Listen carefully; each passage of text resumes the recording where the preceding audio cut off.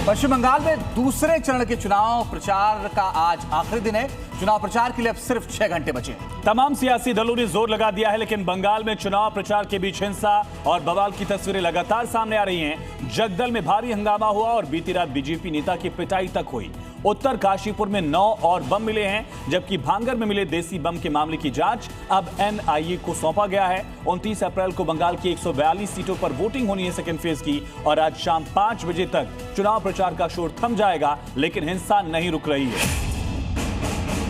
और इस बीच बड़ी खबर यह है कि पीएम की रैली से पहले जगदल में हिंसा होने की खबर है। बीजेपी और टीएमसी समर्थकों में भिड़ंत हुई है।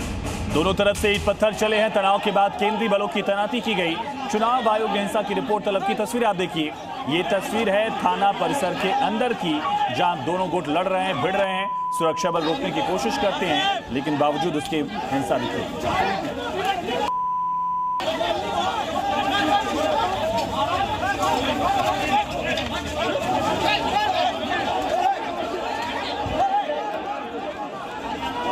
जो जगदल से तस्वीरें आई हैं वो ये बताती हैं कि भारतीय जनता पार्टी और तृणमूल कांग्रेस के कार्यकर्ता आमने सामने आ गए और जबरदस्त मारपीट हुई है दोनों के बीच में। सीआरपीएफ के एक जवान के भी घायल होने की जानकारी मिली है। सीआरपीएफ के जवान वहां पर मौजूद थे। वो इस झगड़े को, इस पूरे बवाल को शांत कराने की कोशिश कर रहे थे, लेकिन जबरदस्त बवाल होता है। तो ये तस्वीर आप देखिए, अर्जुन सिंह जब वहां पहुंचे उसके बाद ये मामला और ज्यादा बढ़ गया। केंद्रीय सुरक्षा बल सीआईएसएफ उनके साथ मौजूद थी। इसके बावजूद ईंट पत्थर बरसाए गए हैं, लाठी डंडों से हमला किया गया। किस तरह से माहौल खराब हुआ, ये तस्वीर उसकी तस्दीक कर रही है। और जब बवाल हुआ उसके बाद अलग अलग कार्यकर्ताओं को वहां से हटाया गया और उसके बाद सड़क पर सीआरपीएफ के जवान फ्लैग मार्च करते हुए नजर आए। बड़ी संख्या में केंद्रीय सुरक्षा बल के जवान वहां पर मौजूद थे।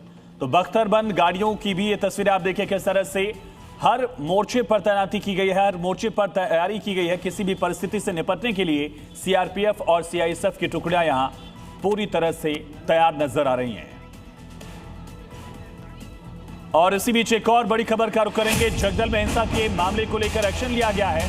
15 आरोपियों के घर पर छापामारी हुई। अब तक 4 आरोपी इस पूरे मामले में गिरफ्तार हुए हैं। सभी आरोपी टीएमसी के कार्यकर्ता हैं। जिन पर कार्रवाई हुई है वो टीएमसी के कार्यकर्ता हैं और आरोप भी टीएमसी कार्यकर्ताओं पर ही है इस पूरे बवाल को लेकर के। और आगे भी ये छापेमारी जारी रह सकती है। तकरीबन 20 ऐसे लोग हैं जिनकी शिनाख्त की गई है और ये कहना है प्रशासन का कि जल्द ही इन्हें गिरफ्तार किया जाएगा। चुनाव आयोग का ये कहना है कि जल्द इनकी गिरफ्तारी होगी। जगदल में हुई हिंसा के बाद सुरक्षा एजेंसियां अलर्ट पर हैं। टीएमसी और बीजेपी के समर्थकों में भिड़ंत हो गई। आरोप है कि एमएलए अर्जुन सिंह की पिटाई की गई। केंद्रीय बलों ने मोर्चा संभाल लिया है और अलग अलग तस्वीरें जो आपके सामने हैं उससे अंदाजा लगेगा कि कैसे वहां पर बवाल हुआ था। जगदल में जहां ये बवाल हुआ वहां इस वक्त हालात कैसे हैं, देखिए हमारे संवाददाता अयान घोषाल की ग्राउंड रिपोर्ट। पवन सिंह का जो पर्सनल सिक्योरिटी है, जो उसको केंद्र सरकार से प्रोवाइड किया गया है, वो सीआईएसएफ वाला सिक्योरिटी है।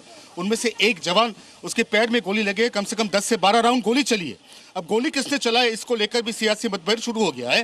तृणमूल कांग्रेस का आरोप है कि उसका ये गोली चलाने के घटना में दूर दूर तो कोई संबंध है नहीं, ये बीजेपी की आपसी भिड़न है। इस भिड़न के चलते गोली चली है। जहां की पवन सिंह, जिसकी सिक्योरिटी को गोली लगी है, जहां पे आधा सेना सीआईएसएफ जवान घायल हुआ है, पवन सिंह का ऐसा कहना है कि कौन पागल अपनी सिक्योरिटी को गोली मारेगा। तो इसके चलते इसको लेकर भी, इस मुद्दे को लेकर भी सियासी बवाल मचा हुआ है। और जहां तक आप मैं आपको बता दूं कि कोलकाता के एक जाना माना प्राइवेट अस्पताल में उस जवान का अभी ऑपरेशन के बाद पैर से गोली निकाली गई है। वो पहले से थोड़ी बेहतर है, लेकिन अभी भी आउट ऑफ डेंजर नहीं है। तो पूरा का पूरा मुद्दा आपके सामने है और यहाँ के सिक्योरिटी इंतजाम को देख के आप बिल्कुल समझ पाएंगे कि लोगों जिसके अंदर, जिसके मन में अभी तक डर का माहौल है, वो डर को दूर करने के लिए, ताकि परसों वो निडर होकर अपनी मतदान करे, अपनी बूथ पे जाए और अपना वोट डाले। इसके चलते किस तरह से यहाँ पे सेना को तैनात करके पूरा का पूरा जो इलाका है उसमें रूट मार्च करवाई जा रही है।